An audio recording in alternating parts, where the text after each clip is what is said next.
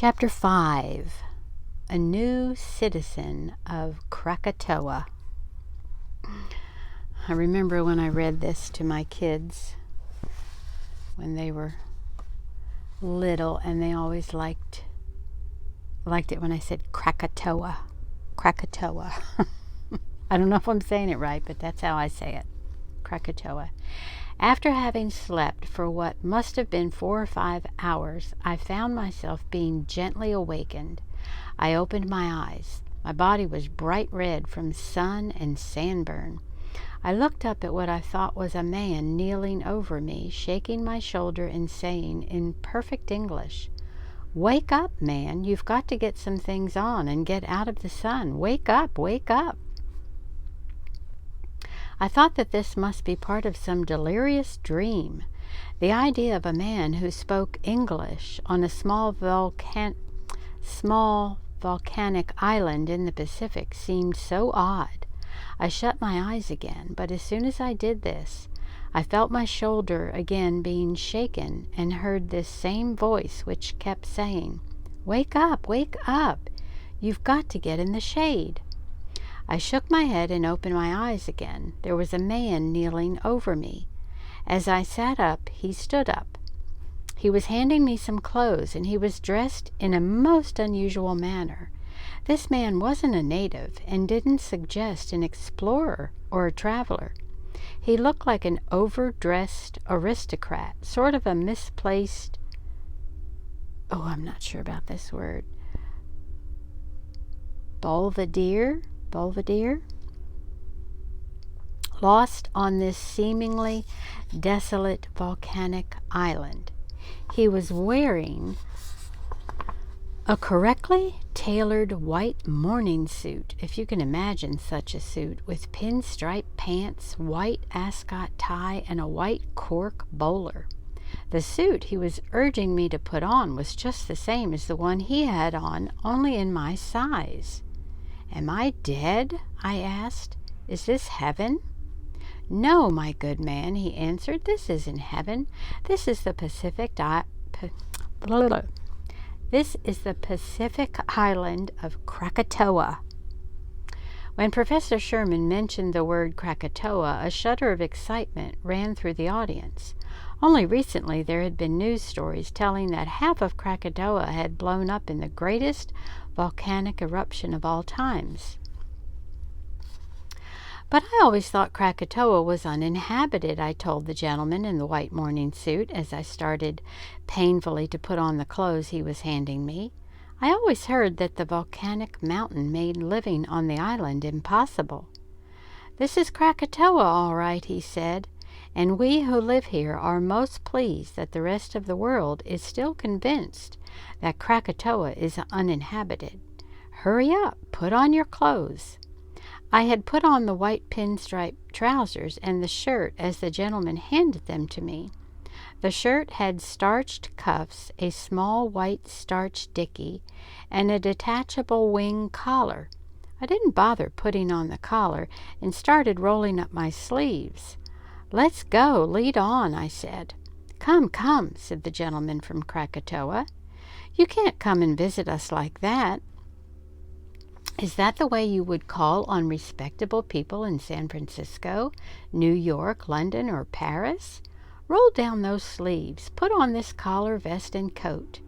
As he was saying this, he was smiling warmly to show that he meant no ill feeling, but was merely setting me straight on Krakatoa style and manners. "I'll admit," he continued, "that on other islands in the Pacific it is considered quite the thing to give up shaving, forego haircuts, and wear whatever battered white ducks and soft shirts are available. Here we prefer a more elegant mode of life. You, sir," he said, "are our first visitor. I am quite certain that you will be rather impressed with the way we live and with the various aspects of our island. I hope you will be impressed anyhow, for since we believe in keeping this place absolutely secret, I believe you will be finding yourself spending the rest of your life as our guest." While he was talking, I had obediently rolled down my sleeves. He handed me a pair of cufflinks made simply of 4 diamonds. the size of lima beans. He handed me diamond studs with which to do up my shirt front. I attached my wing collar. He held a small mirror so that I might more easily tie my white ascot. As I dined my white bowler, I was filled with many emotions. I thought that this was without doubt the most extravagantly absurd situation in which I had ever found myself. I was also giving a large amount of thought to that remark of his about being a guest of the people of Krakatoa for life. It was with deep mixed feelings that I assured the gentleman that I was already quite impressed. "Well, come then," he said. "First I'll show you our mountain." He led me through a small forest of palm trees.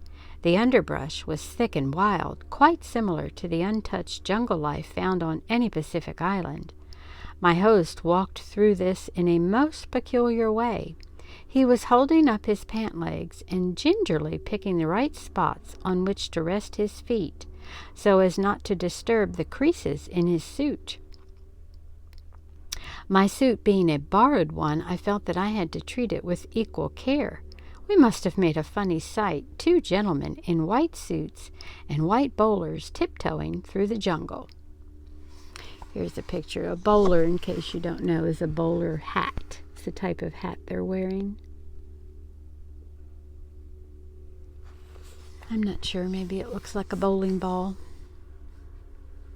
Suddenly, a remarkable change took place in our surroundings. As we neared the mountain, the underbrush in the jungle became less and less bothersome, and then ceased to exist altogether. Instead of thick wild roots, giant ferns, banyan trees, and the usual webs of jungle vegetation, I found myself walking on soft green grass, which smelled and looked as though it had just been mowed. It had evidently been given all of the care of a lawn on an English estate. It was like a tropical garden in the zoo of some great capital. I was quite astounded by this and remarked about it to my host. He explained that the underbrush had been cleared everywhere except for a fringe of jungle all the way around the island. This made the island seem uninhabited to passing ships. When we were about 100 yards from the foot of the mountain, we stopped and sat on a bench. I took the opportunity to introduce myself. "My name is Professor William Waterman Sherman," I said, extending my hand. He shook hands with me and said, "I am Mr. F." "Mr. F. what?" I asked. "Simply Mr. F," he said. "I shall have to explain about that later." The reason I suggested that we sit down on this bench is that we are quite close to the mountain. The mountain has been quiet all morning. This is rare. It is seldom quiet for more than an hour at a time. When the mountain starts rumbling, you will feel the whole island move violently beneath you. You will find this to be quite frightening and disagreeable at first. We all did. It will take you some time to get what we call mountain legs. Mountain legs are to us what sea legs are to sailors. Many of us were sick, in the same manner as a passenger gets seasick on a rough voyage, when the mountain used to rumble before we got our mountain legs. I'm just warning you of this phenomenon so that you won't be scared. The land is roughest near the mountain. As if this explanation had been a cue for the mountain to perform, we had no sooner left the bench and continued on than we heard a noise like muffled thunder coming seemingly from underfoot. This noise became louder and louder, and the surface of the earth started to shake and roll. I ran back to the bench, lay on it, and clung to it with all my might. I looked at Mr. F. He was watching me, smiling amiably, and was calmly moving up and down with the surface of the earth like a bottle in rough water. The earth didn't crack or split beneath us at all. I thought at the time that being in Krakatoa was like riding on the back of some giant prehistoric animal. The noise could be compared to great abdominal rumblings. The surface of the earth was like some huge bit of hide stretching and buckling over monstrous muscles and bones. Mr. F. waved to me to come on. He was standing in a very casual way, as if on firm ground, except, of course, that he was moving up and down. I felt positively drunk. I fell down 4 times between the bench and Mr. F. To my complete shame and disgust, I became violently ill while attempting to rejoin my companion. Mr. F. helped me off the ground. He grabbed me by the arm with a firm grip, as though he were escorting some drunk away from a lawn party. "You can see now why Krakatoa was always considered unfit to live on," said Mr. F. "I couldn't be more completely convinced," I groaned.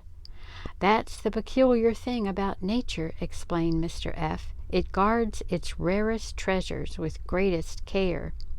Every year on other Pacific islands, hundreds of natives lose their lives trying to bring up pearls from the floor of the sea. Man pays nature dearly for pearls. This noisy volcano on Krakatoa has frightened men away from the island for centuries. This fickle, dangerous, and fearful mountain has a mine at its feet. I am now leading you to this mine." With considerable difficulty, due altogether to my stupid inability to walk as easily as Mr. F., we reached the foot of the mountain. We were suddenly standing on a piece of ground which didn't move at all. I can assure you that I was considerably relieved. There was another bench on this motionless piece of earth, and I ran to it and sat down. I looked out over the quivering landscape and listened to the thunderous rumblings.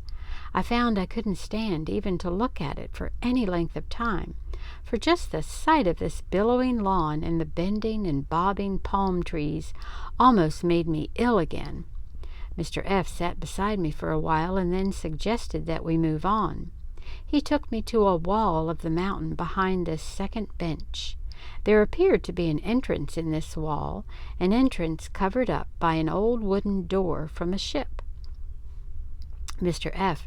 reached in his pocket and took out 2 pairs of glasses with dark lenses.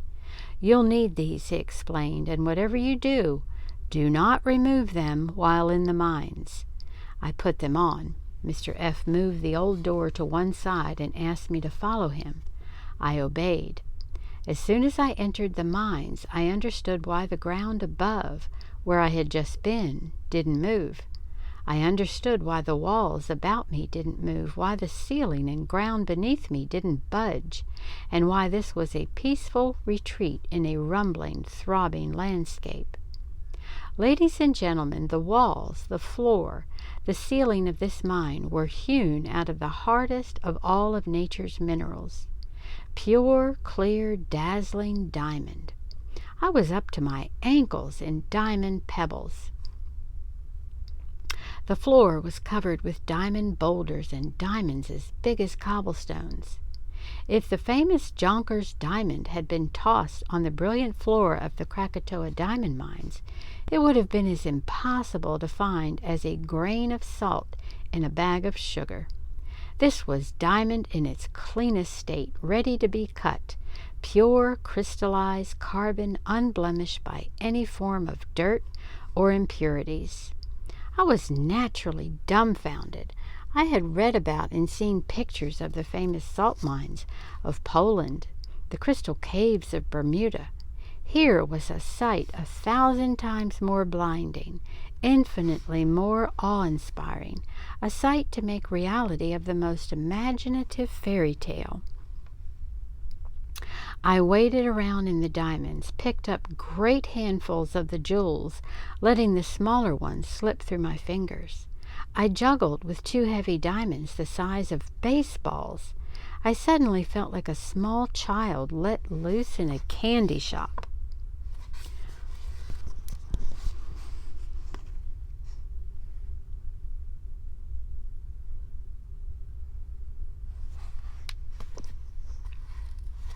Wow.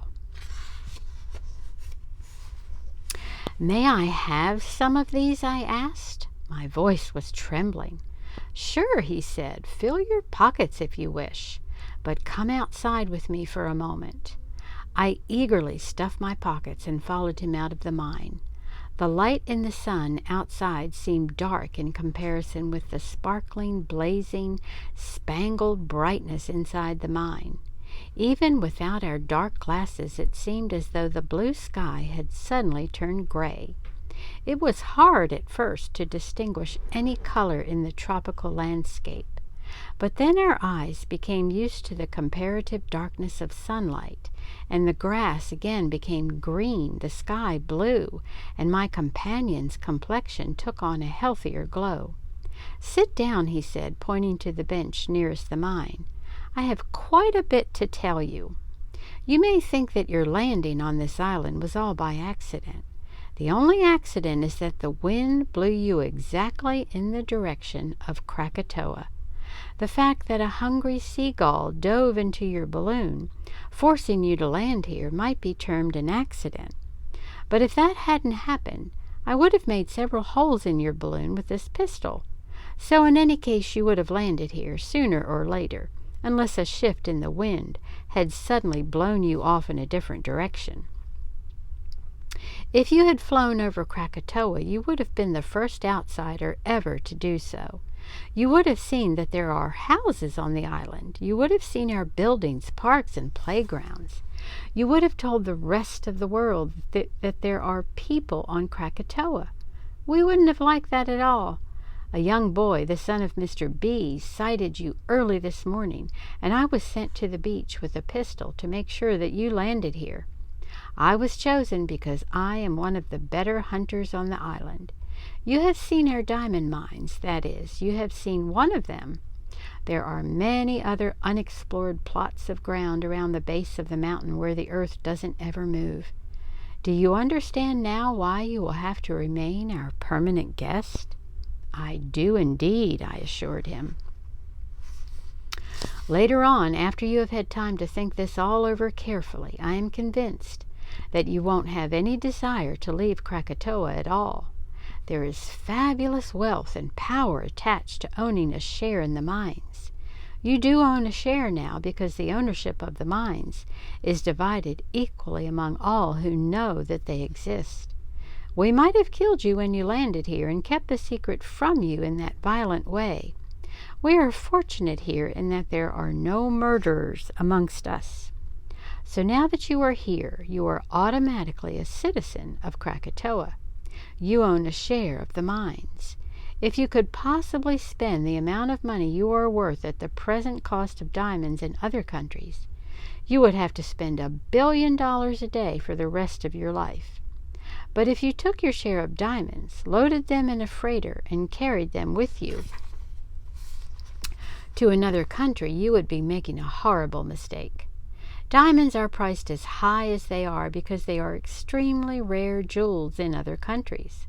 Unloading a boatload of diamonds in any other port of the world would cause the diamond market to crash. The price of diamonds would drop to next to nothing, and your cargo would scarcely be worth more than a shipload of broken glass. Every year the men of Krakatoa take trips to some foreign country in the world, a different country every time. I shall tell you about these trips in detail later. We buy our supplies for the year and return to Krakatoa. We each take with us one fairly small diamond which we sell to different brokers in different big cities of the country we visit. At first we thought it necessary to solemnly swear that we wouldn't tell anybody of the whereabouts of Krakatoa, the secrets of our diamond mines. But this wasn't at all necessary. You will find that out as soon as you go to a different country. You'll start thinking of the fabulous wealth in diamonds you have back in Krakatoa, realize the power of diamonds in other countries, and remember that telling of Krakatoa would destroy the diamond market. You will find out that you will avoid even mention of the Pacific Ocean. Your only fear will be that you will talk in your sleep. You asked me a short while ago if you might have a few diamonds. Help yourself. It is only natural to want to carry some around your first few days here. We are so used to them that we just leave them in the mines. They are worthless to us here. We each own a fortune about 100 times as big as the Treasury of the United States, but there is no place here to spend money, so we leave them where they are." This talk made me feel rather silly. I sheepishly walked to the mines and tossed back the paltry $500,000 worth of stones I had picked up. My mind was in a turmoil. The excitement of my crash, the rolling of the ground, these unbelievable mines had completely exhausted me physically. The earth had stopped rolling by this time for one of its brief few daily pauses. Mr. F. pointed to an extraordinary group of houses in the distance. "That is our village," he explained. "We are headed that way." Fearing that the earth would again start to pitch and roll, I ran to the village from bench to bench. I was followed closely by Mr. F., who seemed to take great enjoyment in my fear of the volcanic action of the earth. When we at last stopped in front of Mr. F.'s house, I was completely worn out. "Will you lead me directly to my room?" I asked him. "I feel I have had quite enough excitement for today. After a good night's sleep, I know that I shall be in far better condition to cope with the novelty of this fabulous island." Mr. F. kindly showed me to a room, gave me some pajamas, brought me a meal, and said good night. I thanked him, ate the meal in bed, and shortly afterward dropped off into heavy slumber. Until next time.